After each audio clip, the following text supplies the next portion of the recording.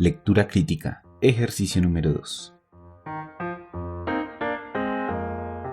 En el texto, las comillas se emplean para y nos dan 4 opciones. A. Introducir la voz del autor. B. Cederle la palabra a un personaje de ficción. C. Resaltar el carácter irónico del enunciado. Y D. Distinguir las citas tomadas de otros textos. Bueno, antes de resolver este ejercicio, vamos a ubicar dentro del texto aquellos enunciados que están entre comillas. Aquí nos presentan el texto. Es importante resaltar que no es necesario leer todo el texto. En este caso, solo vamos a ubicar los enunciados que están entre comillas. En el primer párrafo encontramos el primer enunciado. Solo los poemas homéricos son épica en sentido estricto. Bueno, y seguimos buscando. En el segundo párrafo encontramos el segundo enunciado. Designa la situación en la que el individuo, ego que piensa, reemplaza a Dios como fundamento de todo. Bueno, aquí es importante resaltar que a la hora de analizar estos enunciados se debe leer todo el enunciado por completo, es decir, prácticamente de punto a punto. Por ejemplo, según George Lukács, autor de teoría de la novela Solo los poemas homéricos son épica en sentido estricto, se inicia a leer desde el inicio del párrafo hasta el primer punto.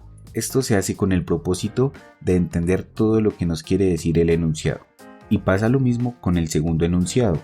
Lo más conveniente es leer de punto a punto donde se encuentra el enunciado entre comillas. Esto se hace para comprender mejor la idea general del enunciado. Por ejemplo, de acuerdo con Milan Kundera, la desdivinización, que no debe confundirse con el ateísmo, designa la situación en la que el individuo, ego que piensa, reemplaza a Dios como fundamento de todo. Bueno, y seguimos buscando los enunciados que estén entre comillas. Bueno, como podemos observar, en el tercer y en el cuarto párrafo no encontramos ningún enunciado que esté entre comillas, por lo tanto procedemos a resolver el ejercicio. Y aquí tenemos el ejercicio. En total solamente encontramos 2 enunciados que están entre comillas. Bueno, pero ¿para qué sirven las comillas? Las comillas principalmente tienen 3 funciones.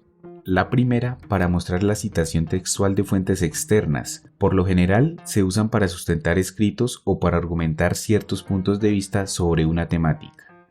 La segunda, se utiliza para llamar la atención sobre una palabra o una frase importante. Y la tercera se utiliza para cuando se usa un término técnico por primera vez. Bueno, teniendo en cuenta esto, vamos a leer las opciones. A. Introducir la voz del autor.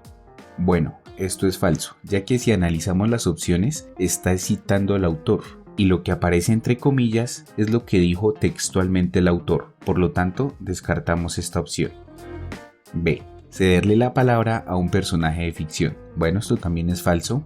C. Resaltar el carácter irónico de un enunciado. Bueno, esto también es falso. Y D. Distinguir las citas tomadas de otros textos. Bueno, y esto es verdadero, ya que el texto está citando a 2 autores en particular. El primer enunciado dice según George Lukács y el segundo enunciado dice de acuerdo con Milan Kundera, y lo que está entre comillas es la citación textual de lo que dijo cada autor. Por lo tanto, la respuesta correcta es la D. Bueno, por otra parte, ya para finalizar, vamos a ver los tipos de comillas. Se dividen en 3 tipos: las comillas simples, las comillas inglesas o las comillas dobles y las comillas angulares latinas o españolas. Las comillas simples por lo general se usan para enmarcar el significado de un término. Las comillas inglesas o las comillas dobles por lo general se usan para citas textuales en un párrafo. Y las comillas angulares por lo general se usan para encerrar expresiones o pensamientos del autor o los personajes. Por ejemplo, Juan entró a la tienda y dijo: «Buenos días, deme medio kilo de arroz, por favor». Aquí tenemos a las comillas angulares. Estas son las comillas angulares, las que encierran todo el enunciado. Juan entró a la tienda y dijo: «¿Esta es la voz del autor o la voz del narrador?».